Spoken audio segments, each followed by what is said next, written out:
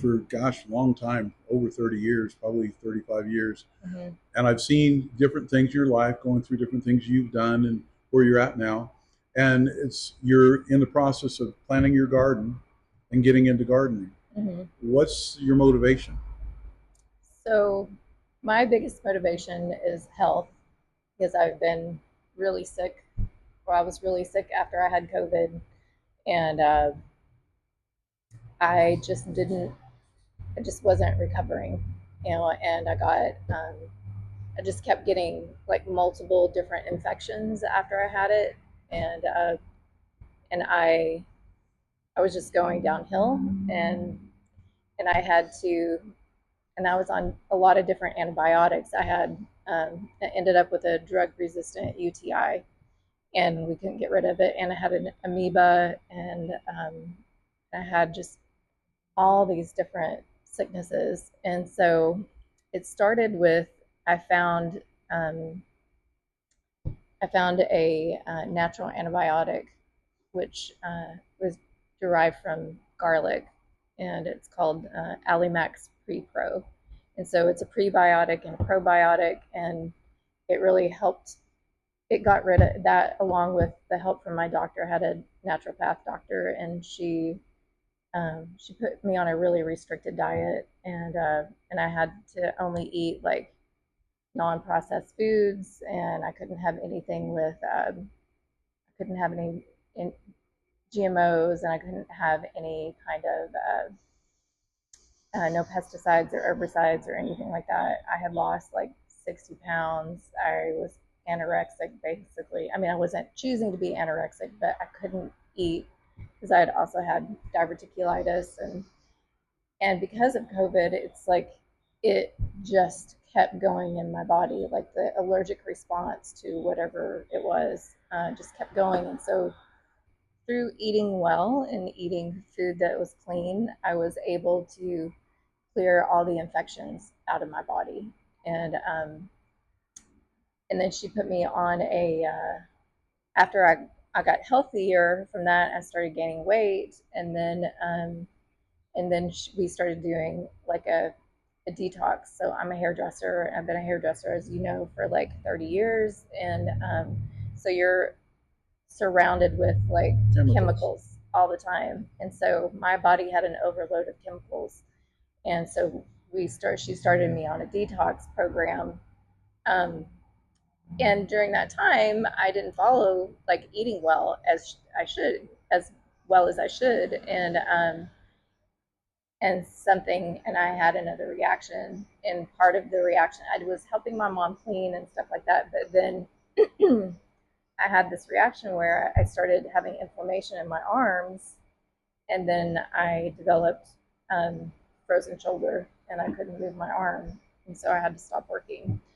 And so I had no money at that point, and I had to move in with family, and I was like, I need I need good food, but I can't afford it. I can't afford to buy non-GMO and organic food. I can't. And so I just thought, well, I need to grow food. I need to figure out how to grow it, and I don't know how to grow. And so I knew that you did, and you had reached out to me about some, what was it, Yogurt. about yogurt? Yeah, because I couldn't make my own yogurt anymore, and that was one of the things that the doctor had me do was to make my own yogurt, but I couldn't do that anymore because I moved in with family and I didn't have room. I just have this one bedroom, and so you were making yogurt that was medicinal yogurt, and so I reached out to you with that, and then you started. I was like, "Can I volunteer?" And you're like, "Well, you can. I can teach you how to grow food, and you can help me, and I can help you." And so that's kind of how it started. And my uncle is grew his own food for years and years in his backyard, and so he has pretty healthy soil back there, and that's who I'm living with. And so through you and him kind of guiding me, that's kind of what I've been doing is starting to grow things. And so far, I've been successful with a little bit with cucumbers and green beans, and so that's my crop right now. And I do and chard. my chard is doing really well. And so I'm able to use that chard and my cucumbers and make green smoothies with that. And so that's really making a difference for me. And I'm been able to go back to work, and I'm just being more careful with the chemicals that I expose myself to. So that's really my reason behind growing food. Well, and you mentioned something, you didn't go into it, but your situation with the economics. Yeah, you Yeah. weren't able to work, but even if you're working, what's happened to the economics of food in the past couple of Yeah, years? it's just gone up It's through the roof. just tremendously. And it's basically a domino effect, because when we had COVID, a lot of the workforce got sick with it too. But then coming off of COVID, the price for the workforce has gone up, and a lot less people want to work. Right. So as a result of that, it's difficult for the farmers to produce any kind of volume, Yeah. and the prices have to go up. They have to go up. Not, man, I'm not including the aspect of the hyperinflation that we're about to face because of too many dollars being put out there for other reasons. Yeah. So those are things that are very important to do. But one of the things you pointed out, and I wish you'd called earlier, is the fact of community. We need to find out who we have in our life that we can benefit from them, and they might benefit from us, as far as, and have where we complement one another. Right. And have community for one another. Yeah. Because had I known before with the situation, I would have given you yogurt a long time before, and I would have given you food, whether you could help or not. Right. And that's what we need to do, is find out who is in our community that we can work with and help one another. Right. And some people don't have any place. They're in a position like you're at, with family and no place to grow, but you have your backyard, which is good. But other people, maybe they live in an apartment and they don't think they can grow anything. Well, they can. If they have a little bit of money, they can put in a tower garden.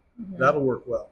If they don't have very much money at all, you can get a tree pot, like a 30-gallon tree pot, and plant 7 to 9 plants in there, and get at least 1 to 2 meals out of it a week once you get it going. Yeah. That'll help get nutrients into your diet, as well as to help to get saving money for, because it doesn't, once it's starting to grow, it'll continue to grow if you're growing greens. But all those things are things that people need to consider. The other thing to consider, like your aunt and uncle are older.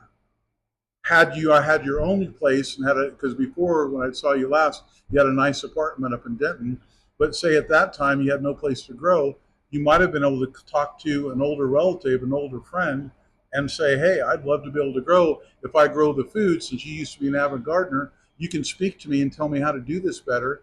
My arms and legs are younger than yours. We can put it together with that, and we can both participate if you're agreeable to that. All you need to do is provide the land, a little bit of input, and water, and we'll share the bounty. Yeah. So people always have a place to grow if they want to. The other thing that I'm concerned about right now is people saying, well, I've got a brown thumb, I can't grow anything. Well, I can't play tennis either, but if I play, because I've never done it. But I can assure you, if I started playing tennis and I was consistent at it, and I worked with somebody who did know how to play tennis, in a matter of a few months, I could play a game. Now, am I going to be ready for Wimbledon? No, but I can play a game. And with gardening, it's the same thing. You're not ready to feed the world, but you're getting in green beans and cucumbers and some chard. There's 3 crops are going, and right now it's 100 and hell out, okay? And so you're still able to grow here in Texas. And then by preparing yourself for that and getting your beds ready, by fall, you'll be able to plant. And fall is the easiest time to garden in Texas. You should have a bounty you can share with a lot of other people. That's awesome. And then you can build more community and help other people.